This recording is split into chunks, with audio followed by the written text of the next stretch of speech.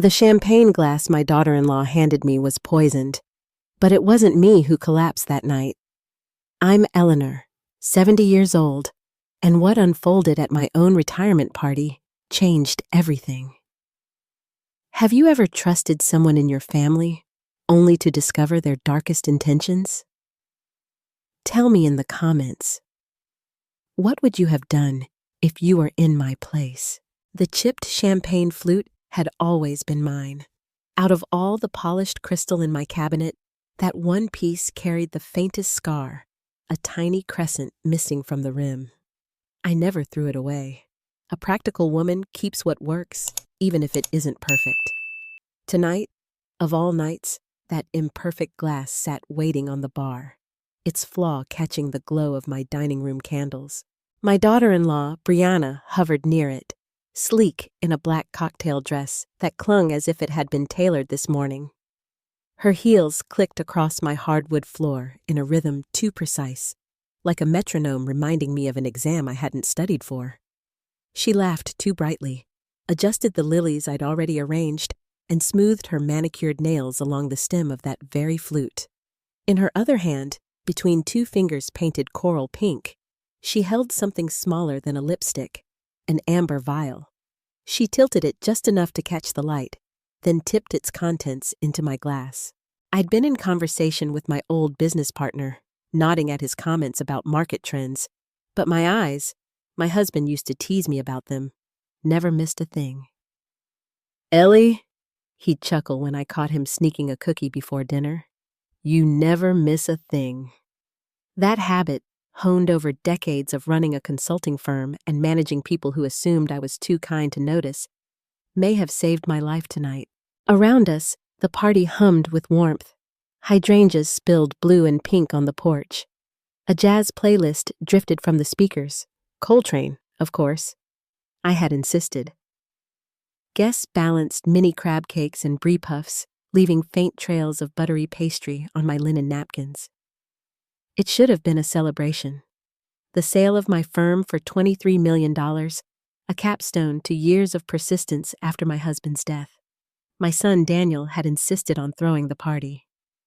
"Mom, you deserve this," he'd said, his sincere brown eyes working overtime. I had let him, but the sincerity wavered now. From across the room, Daniel's smile faltered as he watched Brianna. He quickly turned to a neighbor, laughing at a joke he probably hadn't heard. He knew something, or feared he did. I kept my composure. A woman does not reach 70 without learning the value of silence. I thanked my partner for his kind words, placed my empty plate neatly on a side table, and drifted closer to the bar. Brianna's performance continued, showing off the diamond tennis bracelet she'd flashed to every guest, hugging a neighbor with exaggerated warmth. The chipped flute, now filled and glittering, stood ready at the edge of the tray. When she returned, her voice coated in concern, she pressed it toward me. "Sarah, you look tired," she said. She always used my formal name when she wanted control. "Here, have some champagne. You've earned it." The glass was cool against my palm. I lifted it, studied the bubbles rising like 1,000 frantic secrets, and smiled warmly at her. "Thank you, dear," I murmured.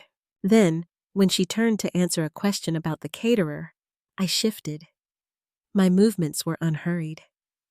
I set my glass beside Marilyn Carter's purse, Bree's mother, distracted as usual, fumbling with her phone. The older woman reached absent-mindedly for a drink, took mine, and sipped. 5 minutes later, she complimented me on the champagne's interesting flavor, lips twisting slightly. "Is it imported?" she asked. I nodded, pretending I hadn't noticed the way she frowned at the metallic aftertaste. The candles flickered. The hydrangeas bent in the evening breeze. Then Marilyn's knees buckled. She slipped sideways, the flute shattering against the floor as her body convulsed. Gasps rippled through the room.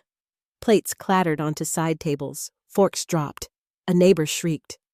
Brianna's scream cut higher than all the others. "Mom! Somebody call 911!"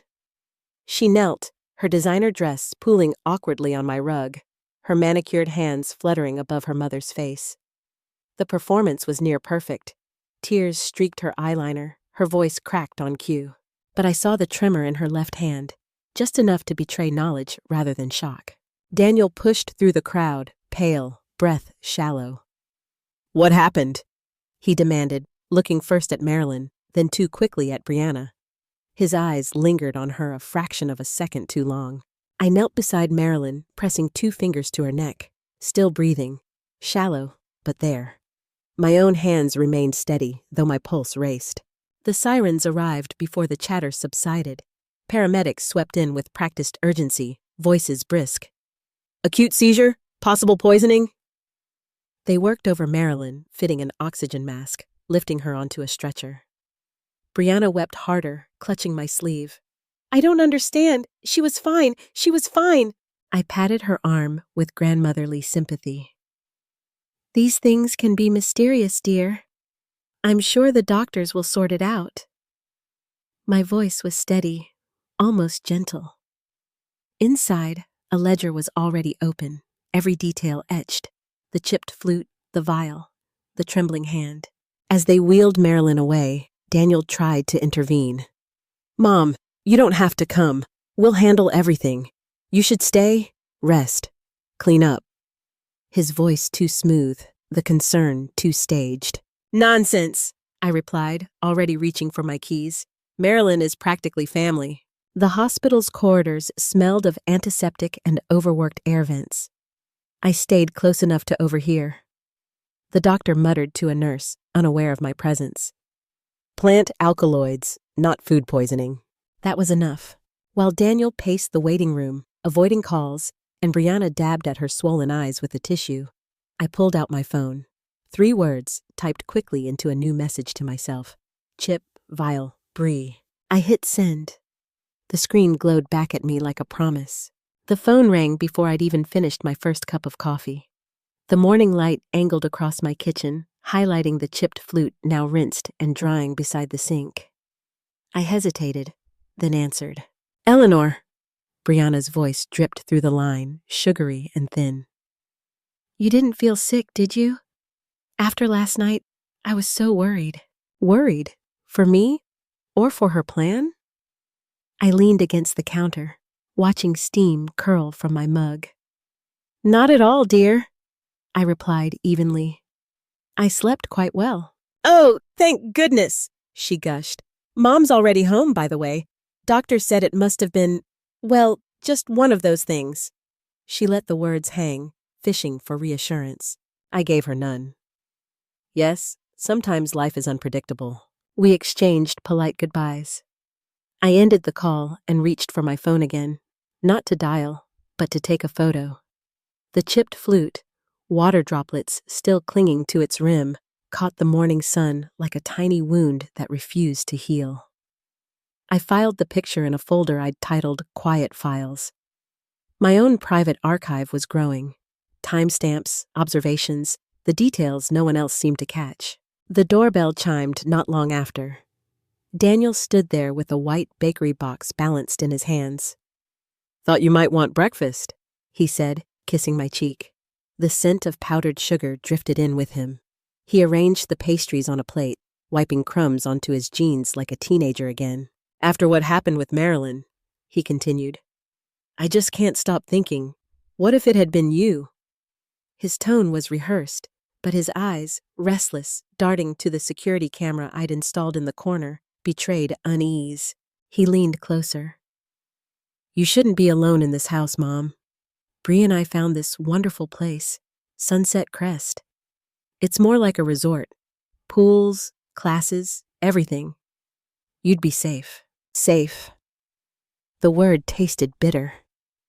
I broke a croissant in half, the flakes scattering across my napkin, and forced a smile.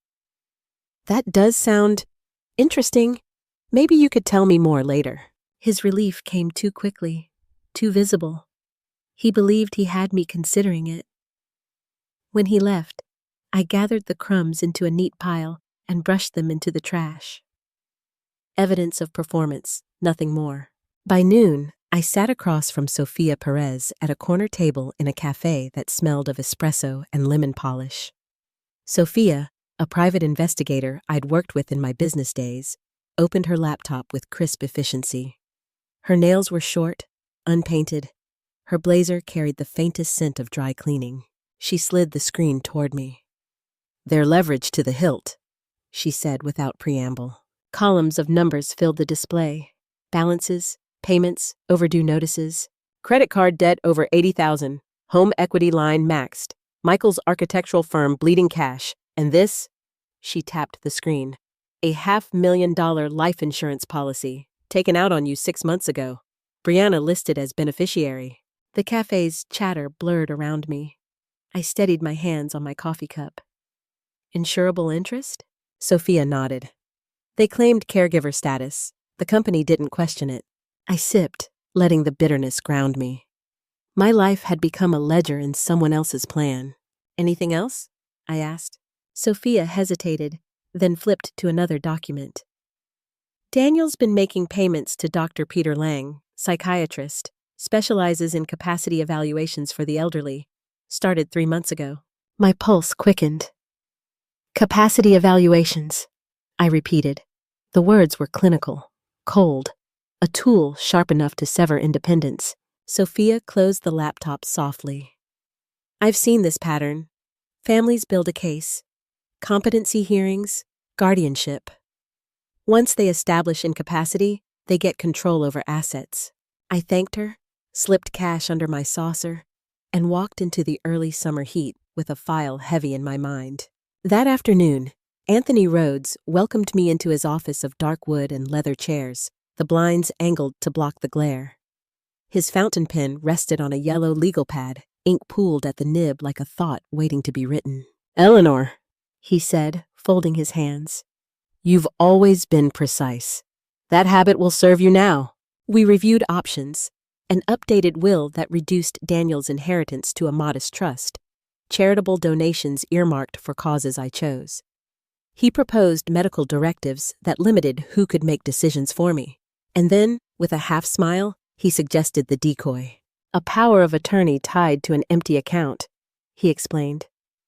"If they press, you can sign it. They'll believe they've won, but they'll only gain access to $1. The idea settled into me like a stone, solid, steady. I signed where he indicated, the fountain pen scratching quietly, each stroke another barrier erected. When I returned home, Daniel's car was already in the drive again. He carried another box of pastries, as if sugar could coat every bitter intention. He sat at my kitchen table, crumbs falling like confetti over the legal documents I'd tucked safely away. "Mom," he began, voice coaxing, "I really think you'd love Sunset Crest. Bree's bringing some paperwork tonight. Don't miss the opening they're offering. It's a once-in-a-lifetime spot." I bit into a Danish, its sweetness cloying. I nodded, letting my silence masquerade as consideration. Later, after he left, my phone buzzed with his text. "Mom, Bree's bringing paperwork tonight. Don't miss the opening at Sunset Crest." The words glowed on the screen, each one a nail in the frame of their scheme. I set the phone down beside the chipped flute, now safely tucked in a plastic evidence bag. My quiet files were no longer quiet, they were becoming an arsenal. Brianna laid the documents on my dining table like a seasoned blackjack dealer stacking a winning hand. She smoothed them out with manicured fingers, each nail a sliver of crimson glass catching the pendant light. "We'll just go through them line by line," she said sweetly, as if this were some kind of bedtime story. I folded my hands, letting my gold wedding band catch the light. The pie on the counter, my mother's rhubarb crumble recipe, had begun to cool, its scent mixing with the low hum of summer through the open windows. Above us, the new security camera blinked red in the corner. "Nothing scary," Bree went on. "Just some precautionary paperwork in case anything like what happened to Mom happens again." Daniel hovered behind her, pacing a little, his right knee bouncing as if it had a mind of its own. He offered me a tight-lipped smile, then busied himself pouring tea into mismatched porcelain cups. "Safety first," he added, not meeting my eyes. I nodded slowly, lifting my cup to sip, fingers steady. "Let's begin." As Bree leaned in to explain, I couldn't help but recall my first boardroom negotiation. Fortune 500, 1986. Glass walls and cigarette smoke. I was the only woman at the table. My mentor had whispered before we walked in. Let them think the number scares you. So I furrowed my brow at the second page, the one marked Durable Power of Attorney. I let my hand hover for a beat, tracing the fine print. Bree's eyes tracked my finger like a cat watches a mouse. Daniel swallowed audibly. Is there a reason you've left the financial access so broad? I asked, with a polite lift of my brow. Oh, Bree waved it off. It's just standard legalese. The lawyer assured us it's completely normal, just easier for banks to process. Of course, I said, turning the page. My thumb left a faint mark of apple pie glaze near the margin. You've spoken to a lawyer then? Daniel perked up. Yeah, we read some articles online, and Bree printed a template from a senior planning site. Of course she did. After tea, I agreed to meet them the next morning to have the documents notarized. I'd feel better doing it through Anthony, I offered. He's known our family for decades. Bree hesitated, then relented. Fine, she said with a grin, as long as it gets done. The next day, Anthony's office was a welcome change. Sunlight streamed in through wooden blinds, striping the floor with gold. A faint smell of lemon oil and old books drifted from the shelves.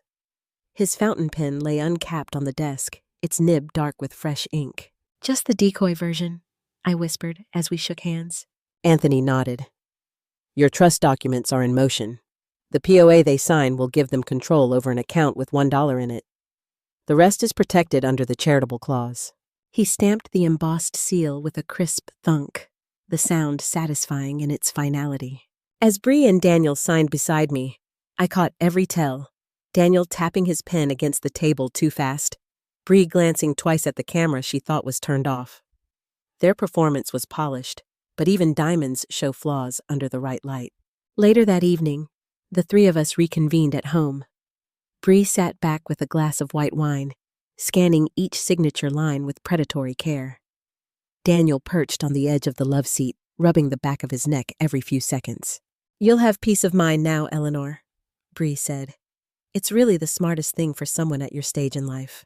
At my stage in life, I handed her the signed folder, perfectly filled out, sealed, and absolutely useless.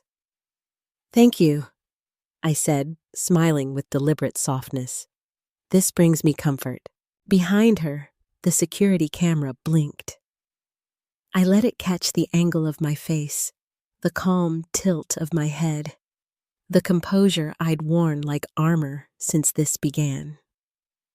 In the kitchen, the pie sat untouched. No one dared cut into it. As they rose to leave, Daniel fumbled with his keys, and Bree reminded him to pick up Mom's new medication. They paused at the door. You'll love Sunset Crest, she added. We scheduled a tour this weekend. I'm sure it'll be unforgettable, I replied. Not 10 minutes after they'd left, the doorbell rang. I peeked through the frosted glass. Headlights glowed behind a broad-shouldered silhouette in a navy windbreaker. I opened the door slowly. Evening, Mrs. Grant, came the calm, gravel-edged voice. Lieutenant O'Neill, we need to talk about a certain bottle. The storm door creaked as Lieutenant O'Neill stepped into my foyer, his uniform darkened by the rain. In his gloved hand, a sealed evidence bag dangled like a pendulum. Inside, a small clear bottle no bigger than my thumb. Mrs. Grant, he said, voice calm but weighted. We need to talk about a certain bottle. Behind me, the dining room still bore traces of the earlier charade. Documents fanned across the table like a magician's final trick. The pie dish emptied but unwashed, and the overhead light humming faintly above it all. Brianna looked up from her phone, eyes narrowing as she registered the officer. Daniel, who had just returned from checking the fuse box, our convenient excuse for the flickering porch light, froze mid-step. His damp sneakers left dark impressions on the polished hardwood. Of course, I said, stepping aside with practiced composure. Please, come in. Lieutenant O'Neill nodded toward the younger officer behind him, who entered silently and closed the door against the rain. Their presence turned the warmth of the house cold in seconds. My living room, decorated with heirloom quilts and an antique sideboard, suddenly felt like a waiting room in a courthouse, quiet, observant, and bracing for judgment. "I understand this is sensitive," O'Neill began, laying the evidence bag gently on the dining table. His eyes scanned the room without turning his head. "But given the toxicology findings, we need to ask a few questions." Brianna straightened in her seat, smoothing the hem of her silk blouse. Her smile was the kind reserved for a stubborn waiter. "Lieutenant, this is a misunderstanding. Surely you don't think—" "We've confirmed oleandrin in both the champagne bottle and Marilyn Carter's system," he continued, unbothered. "Not naturally occurring levels. Extract, concentrated." I glanced at the chipped champagne flute on the drying rack in the kitchen. It caught the kitchen light just enough to remind me, little things redraw entire battles. "Are you saying someone tampered with the drinks?" Daniel asked, his voice uneven. His fingers grazed the edge of a document on the table, the decoy POA they thought I had signed with full trust. "Yes," O'Neill said simply, "and we have reason to believe it was deliberate." Brianna's chair squeaked as she stood. "Lieutenant, we're cooperating, but this is outrageous. That bottle was served to dozens of guests. Anyone could have—" "Except the fingerprints tell a narrower story."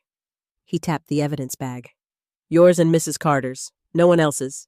Her lips parted, then closed, teeth meeting in a sharp bite. The illusion of control was beginning to fracture. "And," he added, reaching into a folder, "we received a tip regarding a life insurance policy filed recently in your name, Mrs. Grant. $500,000. Beneficiary, Brianna Carter Grant." Daniel shifted beside her. "What?" he said too quickly. Bree turned toward him. "I told you about that. It's standard when living with a dependent elder, for protection." "She's not your dependent," I interjected softly.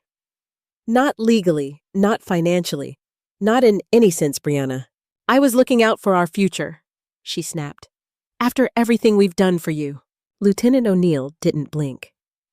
"Mrs. Grant, do you recognize this signature?" He held up a photocopy of the policy, angled toward me. I studied the looped E at the start. "No," I said, "but I recognize the pen. That's from the set in my upstairs desk drawer." He nodded, and behind him, the younger officer jotted something in a pocket notebook. A sharp knock broke the thick silence. A moment later, Anthony Rhodes entered, umbrella folded neatly, water pooling beneath his polished loafers. "Apologies. I came as soon as I heard," he said, eyes sweeping the scene. "Counselor," O'Neill greeted him. "We were just walking through preliminary findings." Anthony gave me a slight nod before turning to Brianna. "I advise full cooperation." Daniel, pale now, leaned heavily on the back of a dining chair. "This is going too far. We were just trying to protect her. She's getting older." "She's getting older?" I repeated, keeping my voice neutral. "So you forged papers, took out a secret policy, and tried to poison my friend at my own retirement party?" "I didn't know she'd drink it." Bree's voice cracked.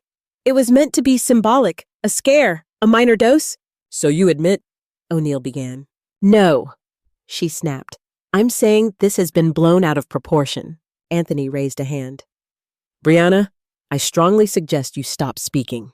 But it was too late. The facade had crumbled. Bree's nail polish, once pristine, had chipped in a corner. She clutched a tissue, dabbing her forehead, unaware it left faint mascara smudges in its wake. O'Neill looked to the younger officer. A nod passed between them. Then the unmistakable sound, metal cuffs snapping shut. "Brianna Carter Grant," O'Neill said clearly.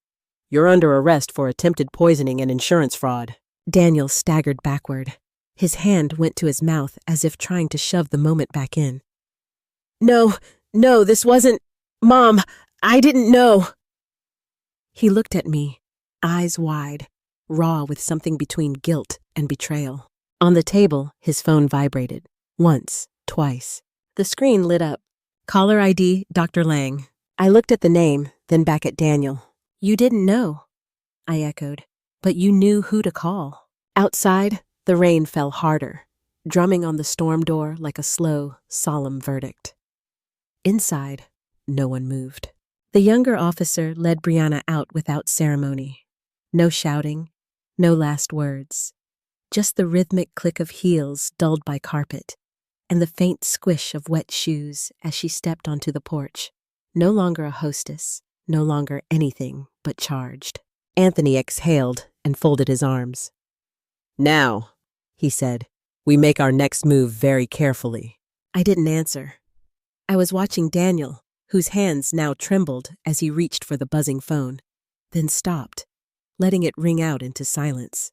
I never hand anyone a loaded pen until I've checked the ink. Today proves why. The sun pushed through the gauzy curtains like it hadn't witnessed the night before, as if nothing had happened, as if people weren't arrested, as if families didn't fracture beneath the weight of forged signatures and whispered promises. But the light has no loyalty. It just shows what's already there. Daniel sat on the edge of my couch like he didn't know whether to confess or plead. The mug I handed him, black coffee, no cream, sat cooling on the coffee table, untouched. His coat was still draped over his knees, and he hadn't even taken off his shoes. Like a guest. Or an intruder unsure if he's welcome. I stood by the fireplace with the pie server still glinting on the mantel. Next to it, I'd laid the single-page bank statement, folded neatly, waiting. He hadn't seen it yet. "I didn't know what she was doing," he said, not looking at me. "Not really. Not like that." I said nothing. Let the silence do the heavy lifting. "She said you needed help, that you were, slipping a little, forgetting things." That was her opening pitch then. My memory. Classic. I walked to the side table and picked up the envelope. It was thick cream stock, my handwriting on the front, Eleanor Grant in calm, deliberate ink. Inside, I'd placed the fake power of attorney agreement Brianna had so confidently orchestrated. I'd also included the most recent bank statement from the decoy account, the one tied to that POA. The one with exactly $1 in it. I handed him the envelope. He took it like it might bite. He read the numbers, then blinked. "This is a joke, right?" "No, that's the account you were granted power over. That's the total balance." He let out a dry, humorless laugh. $1. It was 50 cents until last week. I felt generous. His fingers tightened around the paper, crumpling its corners. "You tricked us." "No," I said calmly. "You underestimated me." I walked to the front window. Outside, the locksmith had arrived.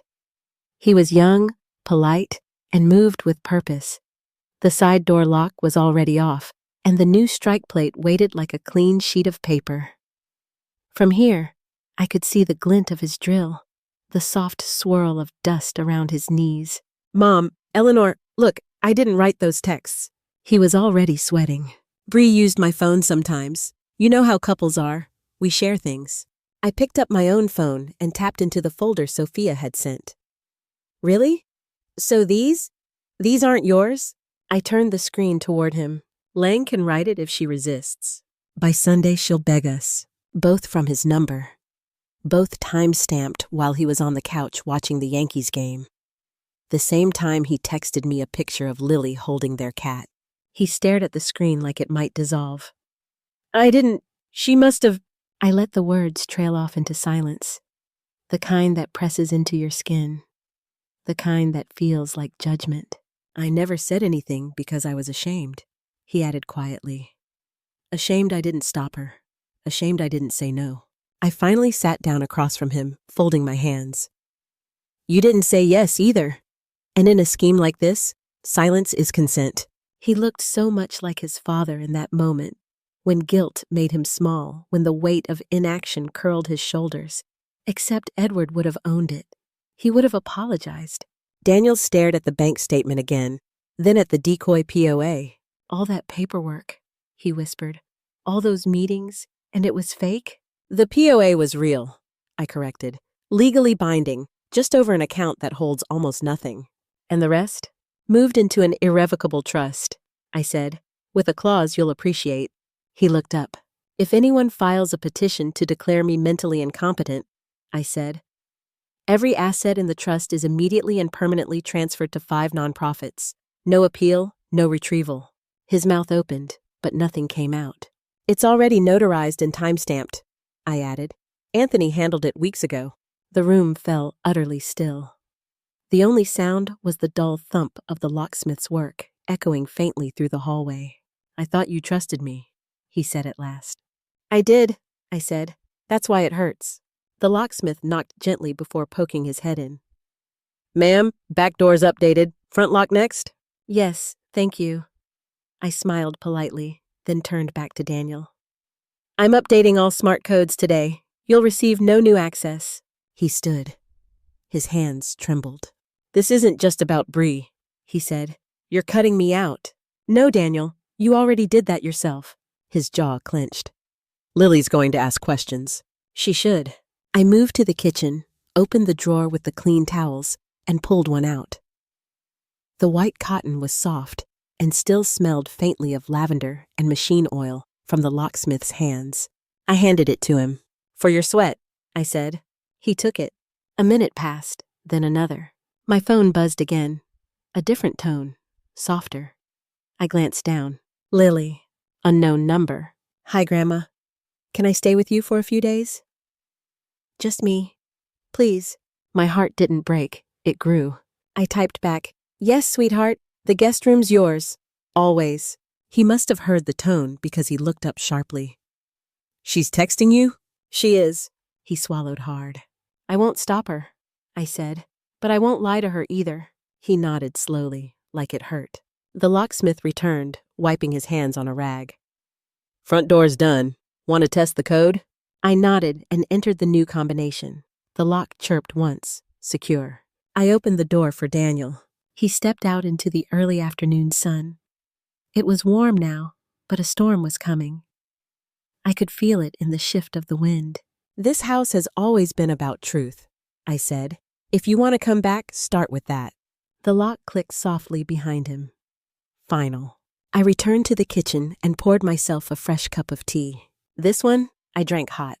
3 months later, my rose bushes bloom wider than any wine glass we lifted that night. The petals spill open like secrets finally released. Bright pinks, blushing yellows, and one stubborn white that refuses to wilt. I water them every morning just after sunrise, while the ground still holds the night's cool memory. And I think of how peace, like roses, sometimes takes a pruning before it can flourish. The chipped flute sits behind glass now, not in a place of honor exactly, more like a quiet shelf near my grandmother's old recipe box, where I keep things I want to remember, not display. That crack in the crystal is barely visible, but it caught the light just enough that night to save a life and unravel a lie. It's strange what holds weight over time. Not the grand gestures or loud confessions, but a fracture no one else thought to look at. Anthony Rhodes arrives at 9:02, punctual as ever, holding a sealed manila envelope and the same leather briefcase he brought the day Bri signed her carefully worded defeat. I open the door before he knocks. Behind him, the sprinkler arcs over the lawn, hissing softly onto flagstones warmed by the mid-July sun. You look settled, he says, stepping inside. Is that lawyer code for exhausted or victorious? I ask. He smiles faintly, placing the envelope on the table. Maybe both. We sit in the kitchen, my chair by the window, his across from the rose-patterned plate, holding 2 lemon bars Marilyn dropped off last night. I haven't eaten one. They're more her comfort than mine, but I appreciate the gesture. We're not friends exactly, but there's something about surviving a story together that carves a quiet loyalty. We meet for coffee twice a month now. Her recovery has been steady, her voice stronger, her humor more biting. She joked last week about starting a blog titled Not Today, Bree, and I told her I'd design the banner. Anthony opens the envelope with a crisp flick. Final trust revisions, filed and recorded. You're officially insulated 6 ways from Sunday. He lays out the papers, titles, transfers, clauses so specific they make me wince. There's one that still makes me proud. Any attempt to petition Eleanor Grant's mental competency will trigger immediate, irrevocable distribution of assets to pre-designated charities. The ink is dry. The power is mine. You are, legally speaking, he says, tapping the final page with his fountain pen. Hard to harm. I nod, folding the paper once, then again, sliding it back into the envelope. Let's keep it that way. The air hums quietly as we sit. Outside, a bird argues with its reflection in the garden mirror. Inside, my phone buzzes once on the counter. It's a calendar reminder. Lily's mock trial club. Supplies list. Lily moved in 2 weeks ago. No legal battle, no custody drama. Just a phone call that came the morning after Daniel pled out. 3 years, minimum security, no eligibility for early release. Brianna got 15. She never looked at me during sentencing.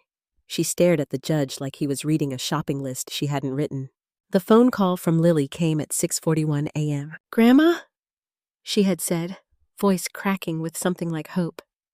"Can I come stay for a few days?" "Of course," I answered before she finished the sentence. A duffel bag, a backpack, and a half-finished sketchbook. That's all she brought. I offered the guest room, but she chose the upstairs den, closer to the skylight. Now it's hers. She arranged the books by color, taped a mock trial poster above the desk, and folded her socks with surgical precision. She hums when she does homework. I pretend not to listen. Some nights, we bake together. She handles the measuring cups like a chemist, careful and exact, then licks the spoon without guilt. She likes shortbread best. I make mine with lemon zest and almond extract. The first time she bit into one, she closed her eyes and whispered, "Finally, someone uses real butter." She's 16 now, still figuring out how to stretch her voice without snapping it. We talk about school, college applications, what it means to trust your gut. She asked once if I ever regretted being kind to people who didn't deserve it. "No," I told her, "but I do regret mistaking silence for peace." Last week, she helped me weed the garden. She wore gloves 2 sizes too big and still managed to yank the roots better than I could. When we finished, I gave her the Sunset Crest brochure. Yes, that one. She laughed, then used it as a bookmark for To Kill a Mockingbird. "You know," she said, folding the pages carefully, "this place sounds like the exact opposite of you." I raised an eyebrow. "Old and quiet?" She grinned. "Fake calm, all veneer, no backbone." I laughed, genuinely, for the first time in a long while. Today, after Anthony leaves, I sit at the kitchen table and pull out the binder labeled Final. I open it slowly, pressing the edges flat.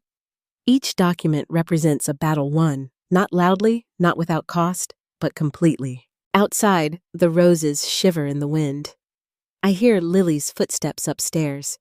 She's humming again, something upbeat, off-key, unmistakably hers. And for the first time since the night of that party, I feel not just safe, but steady. Before I close the binder, I flip to the back pocket where I've tucked something else. A receipt from the locksmith, a note from Marilyn scribbled on a napkin. "Next time, mimosas?" And a photo, grainy, printed from my phone, of the chipped flute under candlelight. These are my records, my roses, my receipts. And if you've ever had to draw a hard line with family, if you've ever had to reclaim your space, your name, your peace, then I'm listening. Your voice might be the one that steadies someone else's hand. Sometimes, it takes just one crack in the glass to let the light in. When I look at the roses outside my window, I see more than flowers. I see proof that even after storms, something tender can bloom again. This journey taught me that family ties may bend or even break, but respect and love are the roots that hold us steady. In life, keeping your peace sometimes means drawing a line, yet it also means leaving the gate open for kindness to return.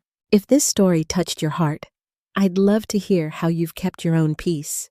Share your thoughts so your voice might steady someone else's hand.